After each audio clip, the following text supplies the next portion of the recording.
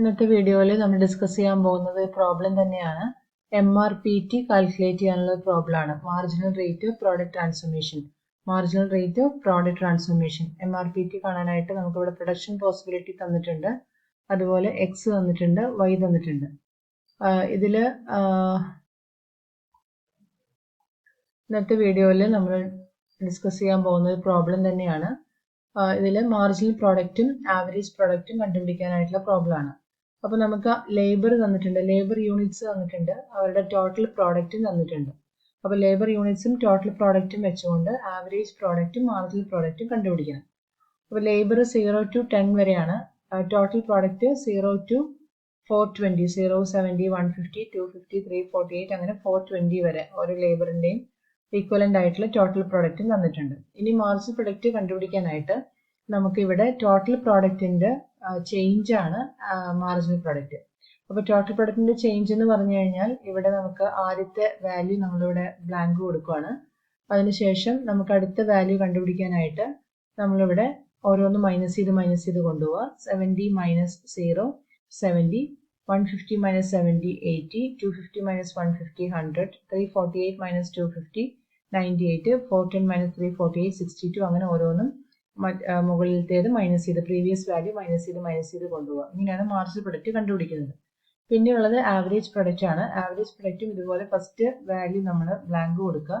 അതിനുശേഷമുള്ളത് നമ്മൾ കണ്ടുപിടിക്കാനായിട്ട് ടോട്ടൽ പ്രോഡക്റ്റിന് ലേബർ കൊണ്ട് ഡിവൈഡ് ചെയ്യാം. Total product divided by labour units. ഇപ്പോൾ 70 ഡിവൈഡഡ് ബൈ 1 70, ഇവിടെ നമുക്ക് 0/0 ആണ്, അപ്പോൾ AP അങ്ങനെ എഴുതി. അടുത്തത് 150 by 2 75, 250 by 3 348 by 4 410 by 5 460 by 6 484 by 7 അങ്ങനെ നമുക്ക് ഈ വാല്യൂസ് കിട്ടി. ഡെസിമൽ പോയിന്റോട് കൂടിയിട്ടുള്ള വാല്യൂസ് കിട്ടി. അപ്പോൾ ഇത്രയാണ് നമുക്ക് ചെയ്യാനുള്ളത്. അപ്പോൾ ലേബർ യൂണിറ്റ്സും ടോട്ടൽ പ്രോഡക്റ്റും തരും.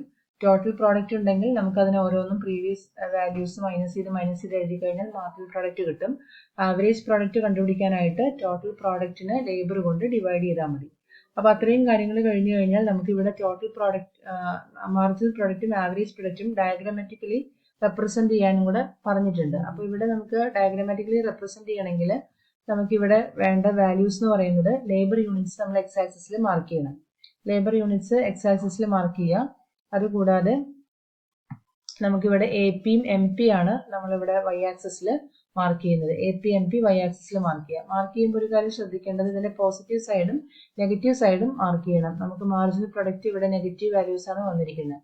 മാർജിനൽ പ്രൊഡക്റ്റ് നെഗറ്റീവ് വാല്യൂസ് ഉള്ളത് കൊണ്ട് തന്നെ ഇതിൽ നമുക്കിവിടെ വൈ ആക്സിസിന്റെ പോസിറ്റീവ് സൈഡും നെഗറ്റീവ് സൈഡും മാർക്ക് ചെയ്യണം. എക്സ് ആക്സിസിൽ ലേബർ യൂണിറ്റ്സ് ആണ് മാർക്ക് ചെയ്യേണ്ടത്. ലേബർ യൂണിറ്റ്സ് നമുക്ക് 10 വരെ വേണം. 10 വരെ വേണ്ടതുകൊണ്ട് നമ്മളിവിടെ 2 4 6 8 10 കൊടുത്തു. അതേപോലെ AP യും MP രണ്ടും കൂടെ നമുക്കിവിടെ ഏകദേശം 100 വരെയാണ് വാല്യൂസ് വേണ്ടത്. അപ്പോൾ അതിനു വേണ്ടി 20 40 60 80 100 അങ്ങനെ മാർക്ക് ചെയ്തു. താഴേക്ക് നമുക്കിവിടെ മൈനസ് 55 വരെ വരുന്നുണ്ട്. അപ്പോൾ അതുകൊണ്ട് തന്നെ 20 40 60 അത്രയും നമ്മൾ കൊടുത്തു, മൈനസ് മാർക്ക് ചെയ്തു. മൈനസ് മാർക്ക് ചെയ്യാൻ കാരണം MP നമുക്ക് നെഗറ്റീവ് വാല്യൂസ് വന്നതുകൊണ്ടാണ്. ഇനി ഇത് വെച്ചുകൊണ്ട് നമ്മളിവിടെ മാർക്ക് ചെയ്യാണ്.